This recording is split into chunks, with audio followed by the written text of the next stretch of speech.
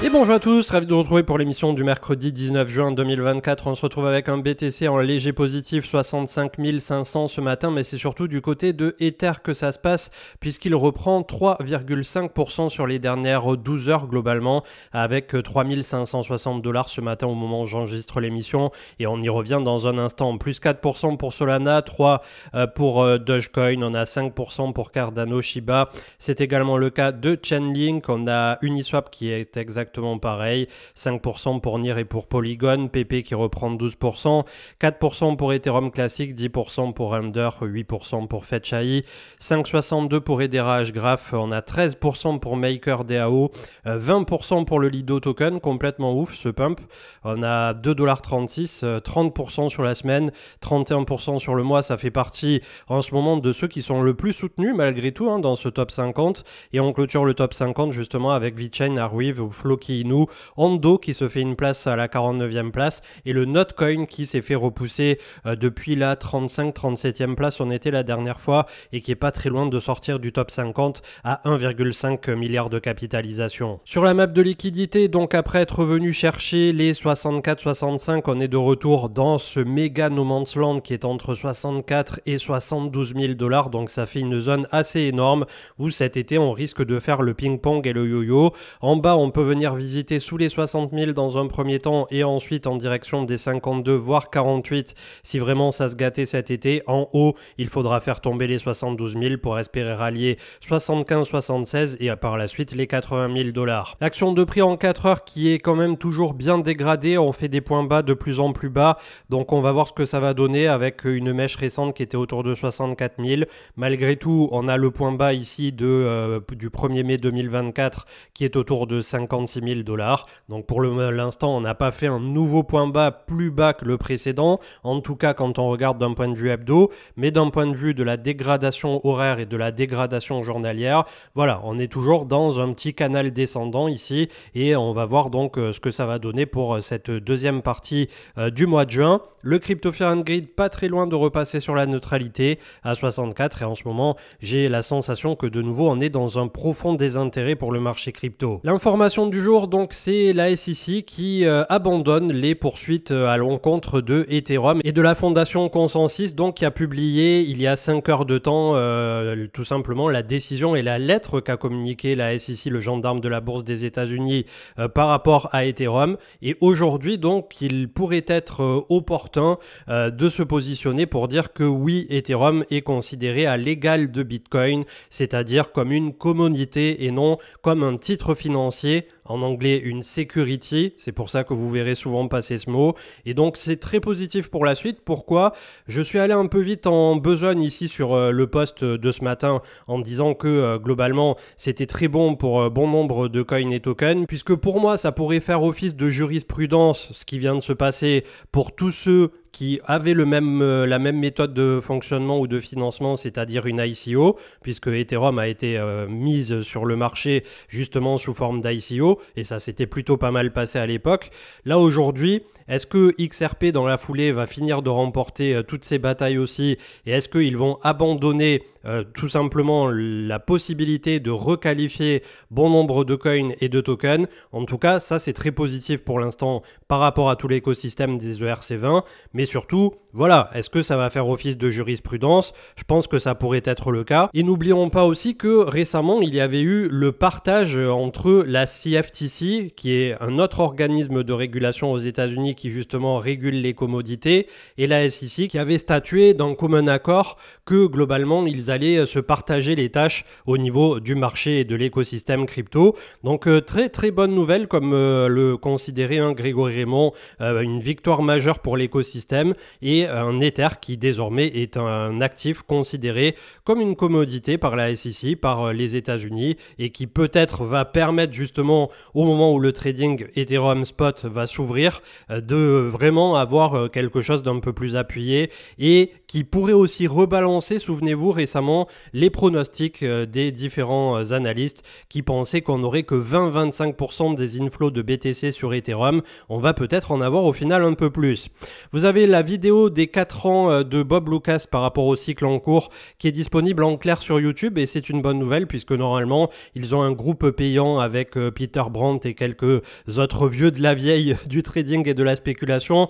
Inutile de prendre le groupe payant puisque une fois par mois ou maximum par trimestre, ils publient les trucs en clair comme ça, donc globalement ça permet de se faire une idée et un avis où je vous fais un résumé en une ou deux phrases. Ils pensent, comme on émettait l'hypothèse que l'été sera un peu pourri, qu'on pourrait avoir beaucoup de volatilité et notamment à la baisse, mais qu'à l'automne, fin d'année, on aura un très beau renouveau et notamment pour le marché crypto. Et ils pensent aussi qu'au niveau du SP500, on est vraiment qu'au tout début d'un grand bull run et qu'on pourrait avoir finalement un retracement un peu plus majeur, pas avant mi-2025 ou dans ces eaux-là, une fois qu'on aura bien acté la nouvelle présidence aux États-Unis et qu'il y aura eu dans la foulée le pivot de la Fed. Fineco Programme qui met en avant que Nvidia caracole désormais en tête au niveau du classement des capitalisations mondiales avec 3348 milliards de cap, tandis que Microsoft est à 3326, Apple juste derrière 3e, 3274, Alphabet, Google qui finalement ont l'air d'être loin derrière avec 2168 milliards,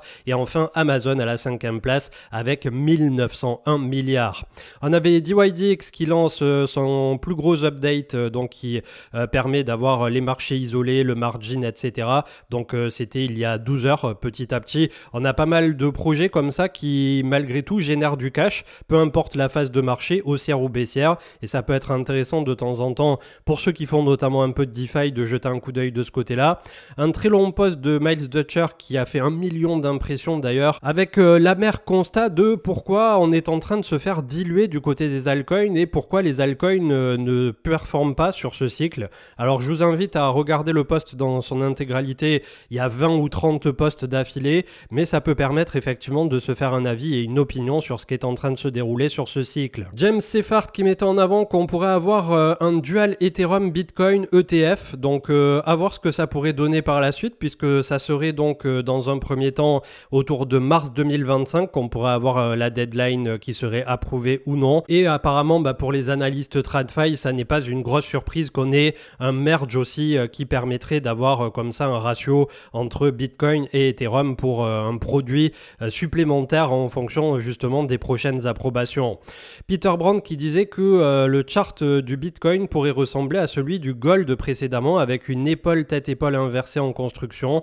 Alors est-ce que c'est ce qu'on va avoir par la suite au niveau du BTC? En tout cas personnellement, et on va voir ça dans un instant au niveau de l'analyse technique, je pense qu'on pourrait être effectivement dans le même état qu'on était au moment de l'été-automne 2023, avec peut-être justement un pump qui reviendrait à la rentrée, Ethereum qui viendrait appuyer tout ça, le nouveau président, un peu plus de volatilité et un été qui aura permis de flusher aussi un peu toute cette incertitude qui en ce moment est en train de gagner la zone euro. Alors la zone euro et notamment la France, bien entendu que c'est pas ça qui est représentatif d'un point de vue crypto mondial, mais d'un point de vue de la bourse trad, ça peut avoir son poids, et pour l'instant voilà, c'est quelque chose aussi à observer pour ceux qui spéculent un peu plus sur la partie PEA, etc.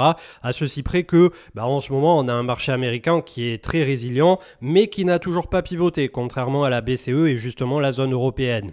On avait JC Paretz qui nous mettait en avant Tesla, on en a beaucoup discuté dans le dernier live, dans le chat, il y avait des personnes qui demandaient si c'était devenu un live automobile, donc je ne vais pas revenir dessus, mais globalement on a quand même une position qui est peut-être en train de se construire du côté de Tesla. Avec Goku, on a Coinbase qui lance Pre-Launch Market qui permet aux investisseurs de trader des tokens avant leur lancement officiel sur l'échangeur. Ça existait déjà, mais le fait que ça puisse se faire directement sur un acteur désormais aussi grand que Coinbase, ça peut avoir des implications qui sont tout autres.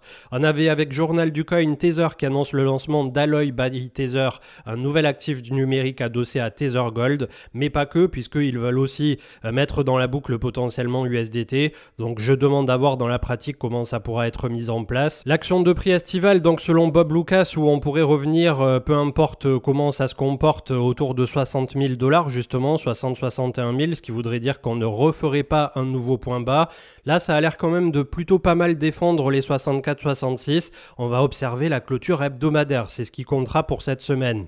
Le top Memcoin en perte de vitesse, en tout cas au niveau de l'indice sur Bitpanda qui cumule désormais Shiba, Doge, PP, Wife, Floki et Bonk avec la répartition qui est affichée ici à l'écran. On a effectivement un petit range qui est en train de se mettre en place. Après avoir topé sur cet indice à 120, on est revenu récemment à 60-70 quand il y a eu le flash récent. Est-ce que c'était le point bas et le point à payer? En tout cas, ça permet du côté de Bitpanda en un seul clic de se faire un petit panier comme ça de Memcoin pour ceux qui s'y intéressent en ce moment.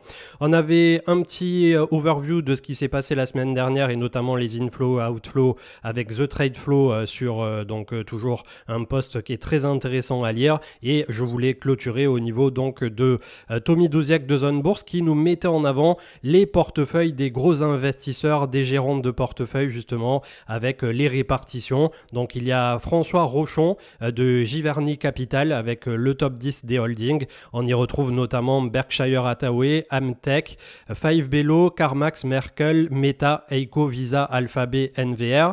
On avait ensuite le portefeuille de Warren Buffett qui est constitué à plus de 50% de Apple, Bank of America, American Express, Coca-Cola Company, Chevron, Occidental Petroleum, Kraft Heinz, Moody's, HP, Davita Healthcare et autres 8,5%. Ensuite, on avait le petit portefeuille de Terry Smith avec Microsoft, Novo Nordisk, L'Oréal, LVMH, Stryker, Meta, Philip Morris, IDEX, Visa, MSCI et ensuite on a autres pour une partie de 39% mais c'était décrit ici par Tommy Douziak donc je vous invite à le consulter. Et enfin on avait Chuck Acre de Acre Capital avec Mastercard, Moody's, American Tower, Visa, O'Reilly, KKR, Roper Technology, Brookfield, Adobe et quelques autres.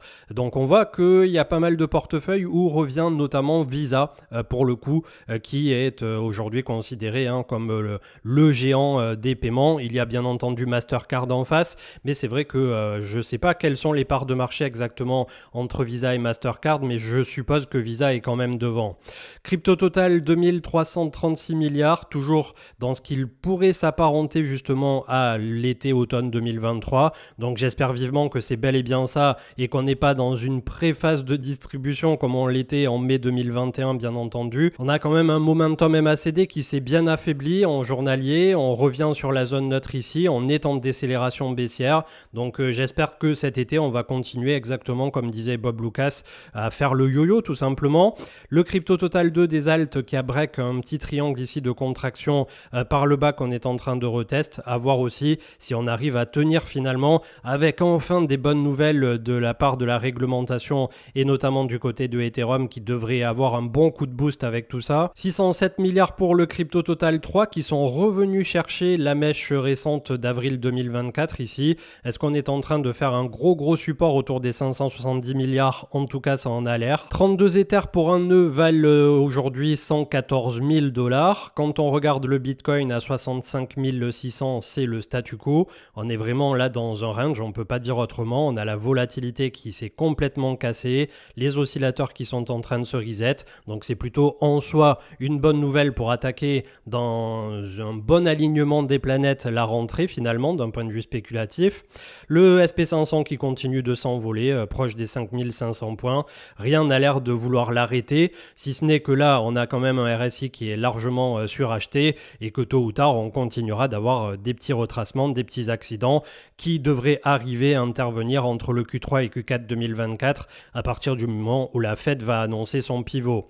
CAC 40 qui est en train de batailler avec le support qui avait été perdu ici des 7600 et des brouettes. On le backteste par le bas. On avait la petite trend qui était en train d'être cassée. Donc est-ce qu'on est en train de faire un rattrapage après une belle déviation ici? En tout cas, il faudrait revenir travailler au-dessus des 7640 points. Ether qui est lui-même en train de faire une petite contraction comme ça en triangle. Donc on va voir ce que ça va donner. Les 3352 ont été payés la semaine dernière. On a la zone des 3700 qui est importante, mais surtout par la suite la zone des 4000 à 4100 $ pour espérer revoir dans un premier temps l'ex-ATH de Ethereum Ethereum qui se trouve non loin des 5000 $, et par la suite je l'espère beaucoup plus. 2330 pour le gold qui continue de nous faire aussi une petite contraction, ça a été payé à deux reprises à 2287 $ l'once. Le CW8 largement pondéré, MSCI World en justement SP500, Nasdaq, etc. qui continue de s'arracher, mais pour encore combien de temps? Dollar américain, statu quo, 105.2, on continue de faire le yo-yo. On est vraiment bloqué, mais on est relativement flat depuis pas mal de temps. On est en train de casser aussi la volatilité au niveau du dollar américain, donc avoir l'outcome potentiel qui pourrait venir ensuite. La Bitcoin dominance qui recule de pas loin de 1%. Alors pour l'instant, c'est anecdotique bien entendu, mais c'est au profit probable, sans trop m'avancer, on va quand même vérifier ça en temps réel, de Ethereum qui reprend à peu près la même proportion que ce qui est en train de perdre Bitcoin. Donc là, on va en avoir la réponse et le cœur net incessamment sous peu, puisque certains avancent le 2 juillet.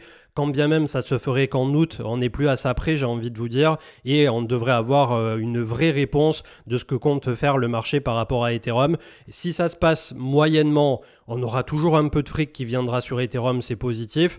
Si ça se passe très bien et que d'un seul coup, il y a un shift mental qui se fait même du côté de ceux qui avaient de l'ETF Bitcoin et qu'ils commencent à transférer des positions, etc., là, c'est le skyrocket absolu. Donc pour moi, c'est une situation à court et moyen terme relativement win-win désormais pour Ethereum qui a effacé cette problématique par rapport à la SEC. Après, est-ce que le marché va pricer ça un peu à retard tel qu'il l'a toujours fait sur les alts et notamment Ethereum une fois que Bitcoin est déjà très haut? Voilà, c'est la question que je me pose. Alors j'aurais pu vous parler de Uniswap, de Optimism, de PP, de Immutable X, NIR. Vraiment là, tous les bons projets, enfin les projets bien capitalisés sont payés par le marché. Liquidity, on a Lido, on l'a vu tout à l'heure, GRT, Maker, mais je m'arrête sur Fetch AI ce matin. Pourquoi? Puisqu'on n'est plus très loin, si je dis pas de bêtises, d'avoir le merge dans les 3 tokens d'IA qui vont donner un nouveau token qui s'appellera ASI, ASI. Je ne sais pas du tout ce que ça peut donner d'un point de vue spéculatif, puisqu'on a quand même eu une énorme trend soutenue depuis 1 ou 2 ans du côté des tokens d'AI, mais voilà, c'est quelque chose à surveiller peut-être avec un Fetch AI qui était de retour non loin du dollar symbolique avec un beau support ici. En tout cas, d'un point de vue chartiste et technique, c'est pour ça que je vous le mets en avant. On a été très baissier là ces derniers temps, on vient quand même de 3 $ quasi 50. On est survendu en journalier. En hebdomadaire, on pourra encore un peu baisser, mais globalement, si on prend le Fibo du dernier mouvement comme ceci, on voit qu'on est déjà sous le 0,618 ou tout juste en train de le travailler. Donc voilà, je sais pas s'il va s'arrêter justement sur son dollar ou s'il va aller chercher un peu plus bas ici, et le plus bas pour lui, ça pourrait être 50 centimes par la suite, mais ça pourrait avoir cette coexistence entre 3 pontes des tokens IA. Peut-être un peu de coup de fouet d'un point de vue spéculatif et à voir ce que ça pourrait apporter d'un point de vue fondamental derrière. Je vous invite bien entendu, avant de faire quoi que ce soit, à bien creuser, à bien faire vos recherches et à prendre en considération que c'est des tokens qui ont déjà bien performé et qui sont bien capitalisés. Je vous souhaite une excellente journée. Pour ma part, mis à part s'il y a quoi que ce soit d'extraordinaire qui se passe, on se retrouvera probablement samedi et continuez d'être prudent, mais continuez d'être aussi optimiste et positif, puisqu'on le voit, c'est quand on est tous au fond du trou complet que le marché crypto a tendance à nous surprendre positivement. Très bonne journée et à plus. Ciao, ciao.